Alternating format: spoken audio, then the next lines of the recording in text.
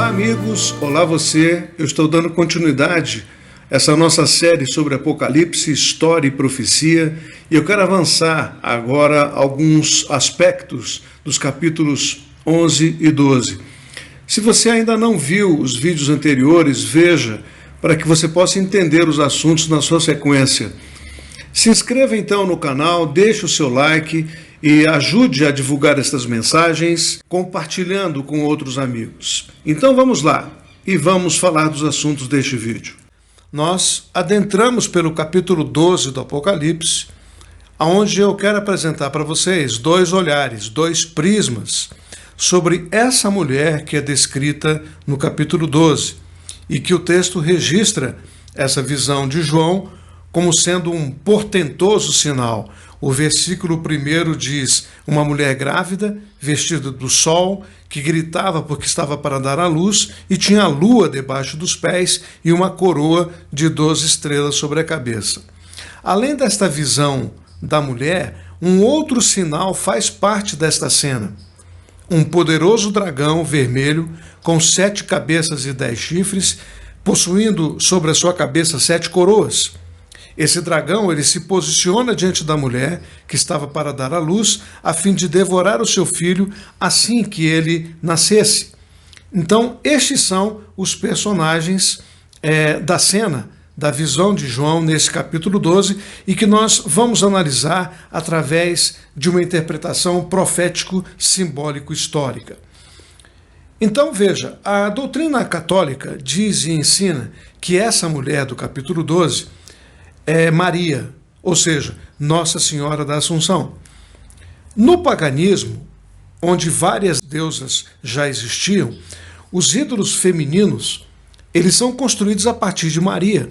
E o catolicismo usa o paganismo com essa roupagem de Maria. Ainda no catolicismo, essa mulher ela tem vários nomes. E elas surgem na imagem de várias aparições, também em lugares diferentes. Como, por exemplo, na cidade de Praga, na Eslováquia. Como na cidade de Guadalupe, no México, também existe uma figura feminina ligada a Maria. E, claro, por último, aqui em São Paulo, na cidade de Aparecida do Norte, também adotando, então, e confirmando essa adoção do nome desse personagem ligado a esses lugares. Uma outra questão é do dogma católico que faz com que Maria seja, então, uma virgem, mesmo depois do nascimento do seu menino, e ainda um outro dogma, também oriundo na doutrina católica, que afirma que, através do seu Filho divino, então, ele a levou para o céu. Eu queria falar sobre dois olhares, sobre dois prismas, né? Então, esse outro viés desse mesmo assunto que eu quero apontar é aquele que alguns estudiosos adotam de que essa mulher do capítulo 12 de Apocalipse seria a nação de Israel e que ela geraria o filho varão. E essa referência desse filho varão se diz em relação a Jesus Cristo, como aquele nascido, como aquele judeu nascido na terra de Israel. Esse grande sinal no céu, ou o portentoso sinal que algumas traduções dizem, que foi visto por muitos do Antigo Testamento, ele também foi visto pelos profetas. E esse sinal foi percebido ao longo de todo esse tempo, ou seja, durante muito tempo. É um sinal que foi visto pelos antigos, depois pelos apóstolos, que também o perceberam, e agora ele é dado numa visão para todos, para que pudesse interpretar esse sinal que está descrito no livro do Apocalipse. Então veja, contrariando todas essas posições que foram colocadas, a mulher não é uma mulher. Ela é uma representação, ela é um símbolo. E o filho que está dentro dela, a sua coroa, a sua vestimenta, o seu estado de gravidez, tudo isso faz parte desse sinal. Então, pensando sobre o que alguns afirmam sobre essa mulher sendo Maria, eu quero considerar o Apocalipse como uma profecia, como de fato ele é. Então, a pergunta é, João estava profetizando o passado? João escreve o Apocalipse entre o ano 95 e o ano 100 da nossa era. há 90 anos atrás, quando aconteceu o nascimento de Jesus, ou seja, o Jesus histórico que já havia nascido, vivido, morrido e ressuscitado. A profecia não é para revelar a história, não é para apontar aquilo que está à frente. A profecia nunca revela o que já aconteceu, ou seja, o passado. Isso é algo bem lógico de nós entendermos. Então, esta interpretação, considerando a mulher como Maria e seu filho Jesus, fere um princípio hermenêutico, um princípio de interpretação de que o Apocalipse foi escrito para o futuro. Então vamos pensar mais acertadamente sobre essa mulher do capítulo 12 de Apocalipse. Pensando na mulher como a igreja, então. O texto de Mateus 13, 24, 26, que é a parábola do semeador, Jesus explica que o semeador saiu para semear e a semente do evangelho fez nascer a igreja de Jesus Cristo. Essa igreja, então, vai crescendo ao longo do tempo. A semente do evangelho vai gerando homens e mulheres para Deus, que são esses vencedores. São aqueles cristãos, então, que vencem, que estão representados na visão de João e são chamados de o filho varão. O dragão é a antiga serpente, Satanás, que agora está de frente para a mulher, ou seja, de frente para a igreja, tentando tragar e devorar o seu filho varão. Satanás não quer que o filho varão nasça. Ao longo da história da igreja, Deus sempre teve cristãos vencedores, ou seja, o filho varão. E na visão de João, Jesus é apresentado como o sol da justiça, aquele sol que cobre o corpo da mulher, ou seja, que cobre a igreja, que protege a igreja. Essa mulher está gemendo. Ela está gemendo em todos os séculos para dar à luz a um filho varão. E por que é chamado de filho varão? Perceba comigo que existe uma parte gerada no interior da mulher, ou seja, no interior da igreja, que é forte, que é varonil, que luta as batalhas do evangelho. Ou seja, é um grupo vencedor.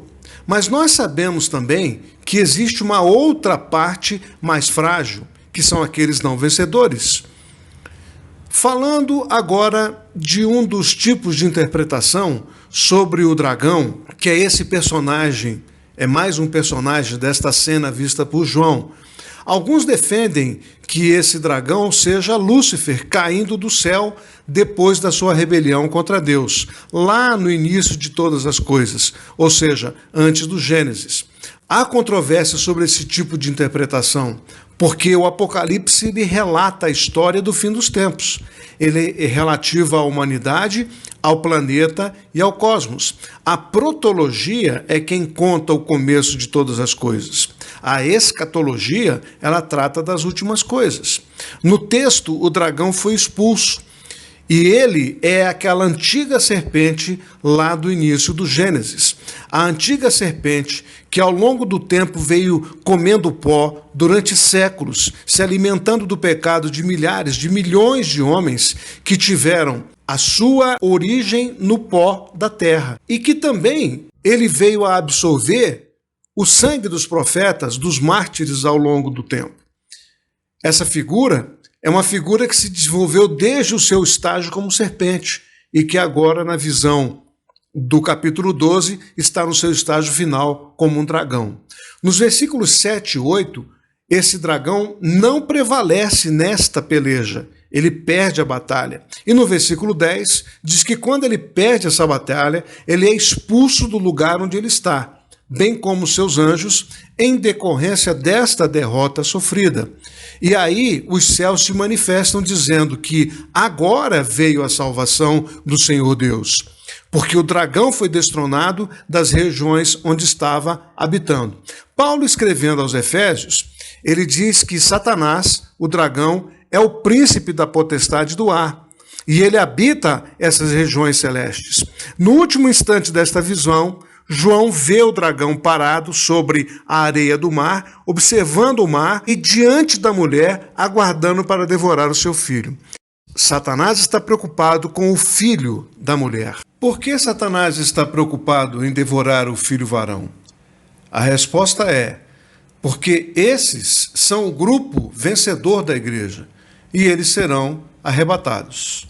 Veja comigo que podemos fazer parte da igreja e fazer parte desse grupo vencedor chamado filho varão pelo Apocalipse, ou apenas ser parte da igreja. Não é assim que acontece na prática? Será que não conhecemos pessoas que têm seus nomes numa relação de membros de alguma igreja? E sabemos também pela vida, no dia a dia e no testemunho dessas pessoas, que isso é tão somente o aspecto formal e religioso de ser igreja? Porém, nós também temos conhecimento que em todas as épocas da igreja, no decorrer destes últimos 2000 anos aproximadamente, desde a sua formação no livro de Atos dos Apóstolos, que Deus teve filhos vencedores, tanto hoje como no passado. Tanto aqueles crentes como aqueles da minha família, o meu avô, a minha avó, a minha mãe e o meu pai, meus tios que já se foram, como os que estão vivos, e constitui esse grupo de expressão representativa da igreja. Essa é a chamada igreja invisível. Então temos que dizer que podemos sim fazer parte desse grupo de cristãos que venceram em outras épocas e nós agora somos os representantes no aqui e no agora. A preocupação do dragão, ou seja, de Satanás, com o filho varão, é que ele sabe que quando a igreja for arrebatada, ele será expulso do lugar onde ele está, ou seja, expulso das regiões celestes. Quanto mais ele retardar o nascimento do filho, mais ele ficará nestas regiões. É preciso lembrar o que diz as Escrituras sobre o lugar do diabo, de que ele não está no inferno. Tem muita gente que se engana com isso, pensando que ele mora lá, no inferno. Mas Paulo, escrevendo aos Efésios, afirma que ele é o príncipe da potestade do ar e que está atuando nos filhos da desobediência. Vamos combinar que, diante desse texto, ficamos sabendo que Satanás será expulso, sim, mas das regiões celestes, aonde ele está agora. Então venha comigo e perceba que no sexto selo ocorre o arrebatamento do filho varão. O texto seguinte descreve essa visão. Apocalipse capítulo 7, versículo 9, que diz assim: depois destas coisas, olhei, e eis que uma multidão, a qual ninguém podia contar, de todas as nações e tribos e povos e línguas, que estavam diante do trono e perante o Cordeiro, trajando vestidos brancos e com palmas nas suas mãos, e clamavam com grande voz, dizendo: salvação ao nosso Deus, que está assentado no trono, e ao Cordeiro. Neste momento da história da humanidade, a pergunta que deve ser feita é: haverá consequências físicas no planeta pelo arrebatamento da igreja vencedora? Os filmes tentam mostrar, mas isso é apenas um pequeno demonstrativo do que acontecerá.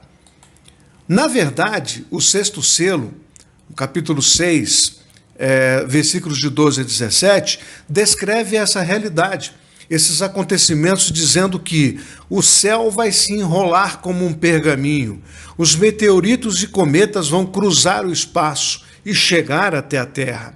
O sol torna-se incandescente com tempestades de fogo, e visto aqui da Terra, o sol torna-se negro porque está encoberto pelas erupções vulcânicas.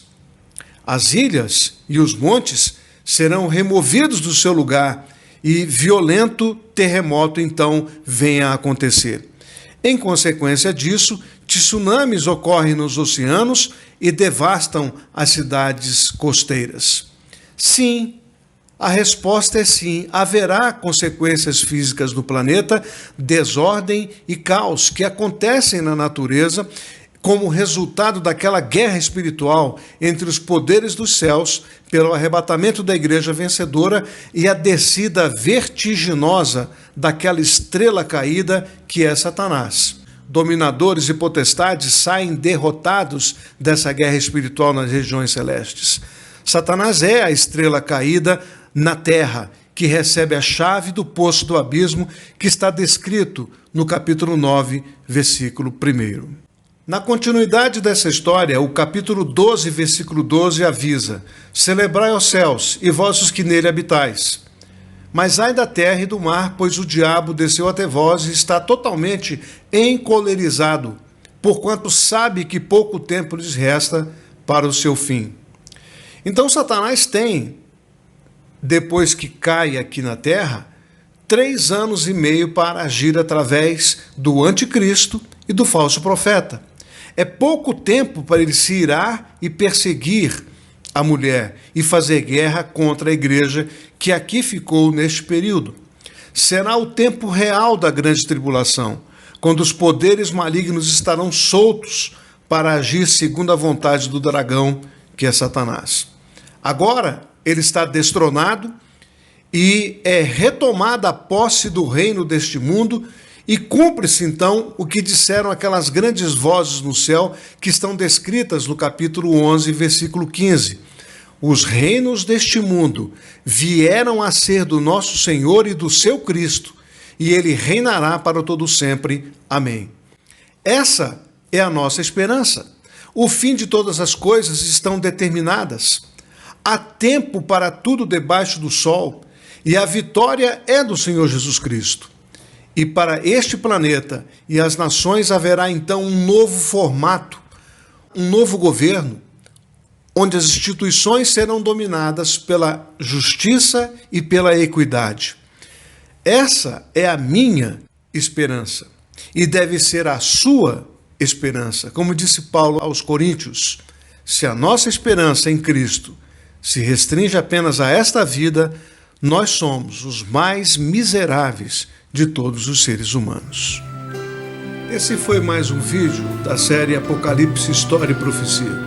Eu espero que você faça um bom proveito com lições que desperte a sua vida com Deus. Aproveite, veja os vídeos anteriores para entender todo o contexto. E também inscreva-se no canal, deixe o seu like e compartilhe com mais alguém. Forte abraço e Deus abençoe sua vida.